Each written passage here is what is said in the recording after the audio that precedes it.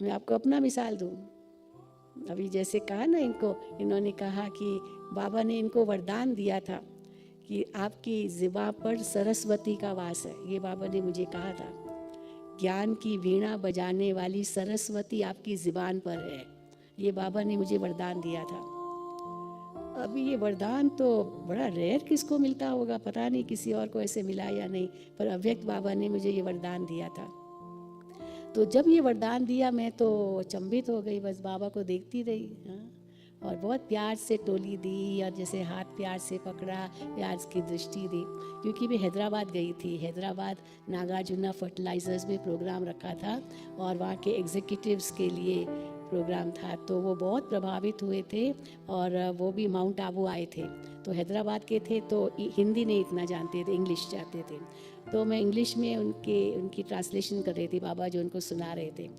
तो जब बाबा ने उनको सुनाया, फिर टोली दी, मैं ट्रांसलेशन करती रही और लास्ट में मैं सोचा मैं भी बाबा से टोली ले लूँ। अब एक बाबा के सामने जाकर, वरना सामने ही थे और बाबा उनको वरदान दे रहे थे। तो लास्ट में मैं जब आई तो बाबा के आगे मैंने हाथ किया, तो बाबा ने मुझे दृष्टि दी और दृष्टि देकर जो टोली हाथ में दी और हाथ पकड़ा बहुत प्यार से और ये वरदान दिया कि ज्ञान की वीणा बजाने वाली सरस्वती आपकी ज़ुबान पर है, ये बाबा ने कहा। तो उस समय तो ये बात पूरी हो गई, लेकिन जैसे मैं नीचे आई तो अपनी बहनें थी, टीचर्स बहनें और भी थी, तो उन्होंने कहा, अरे वाह शीलू बहन, आपको तो भगवान ने ऐसा वरदान दे दिया, तो इस जन्म में आप सरस्वती हो तो आगे अगले नेक्स्ट जन्म में आप लक्ष्मी ज़रूर बनेगी। हाँ, मतलब ऐसे ऐसे हंसी में। लेकिन मेरे मन में बहुत संकल्प चलने लगे। मैंने सबसे पहला ये संकल्प किया, भगवान ने इतना बड़ा वरदान हमें दे दिया, अवश्य भगवान हमसे कुछ चाहते हैं। हाँ? किसी से कुछ कार्य करवाना है, कोई बच्चे से भी, तो बच्चे को क्या कहेंगे, बेटा तुम बहुत अच्छे हो, तुम ये कर सकते हो, हाँ तुम बहुत उनकी महिमा करेंगे। तो ज़रूर बाबा को मुझसे कुछ ऐसा महान बड़ा कार्य करवाना है, इसीलिए बाबा ने पहले से तैयार किया।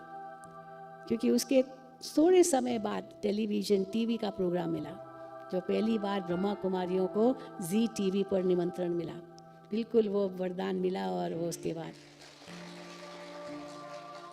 पहला निमंत्रण मिला और दादी जी ने मुझे कहा कि आप जाओ और टेलीविज़न में आधा घंटा वैल्यूज़ पर लेक्चर देना है। तो खैर, तो मैंने सोचा बाबा को मुझसे बहुत बड़ा कार्य करवाना होगा, अब क्या कार्य कराना है पता नहीं।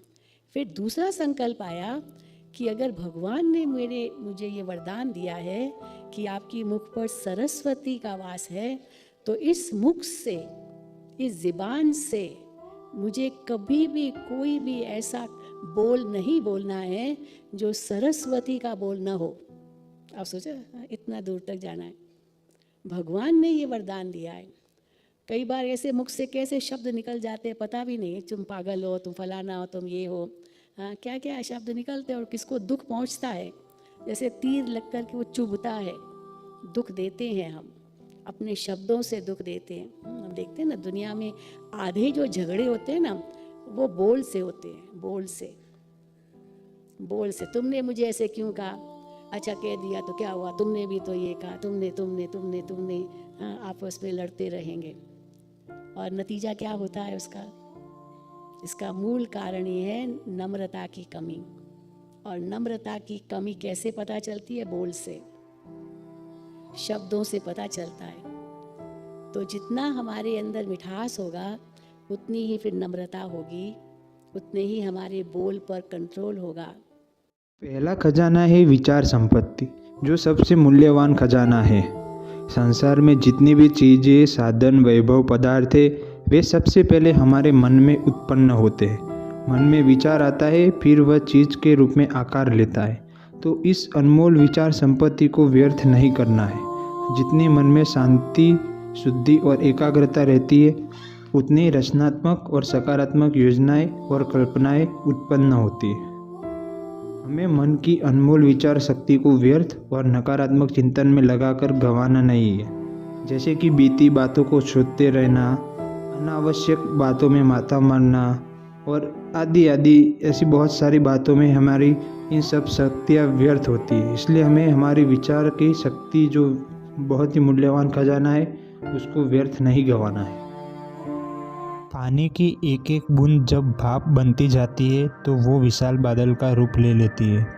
ठीक वैसा ही परिणाम हमारे विचारों के द्वारा भी होता है। विचार अर्थात विचारों की ऊर्जा भी वाइब्रेशन के रूप में इकट्ठी यानी कि जमा होती रहती है। यदि विचार सकारात्मक होंगे तो संकल्पों की ऊर्जा इकट्ठी होने के परिणाम भी सकारात्मक होंगे। यदि विचार व्यर्थ या नकारात्मक होंगे तो संकल्पों के ऊर्जा जो इकट्ठी होगी उसके परिणाम भी नकारात्मक होंगे। इसलिए हमें हमेशा सकारात्मक और पॉजिटिव रहना चाहिए।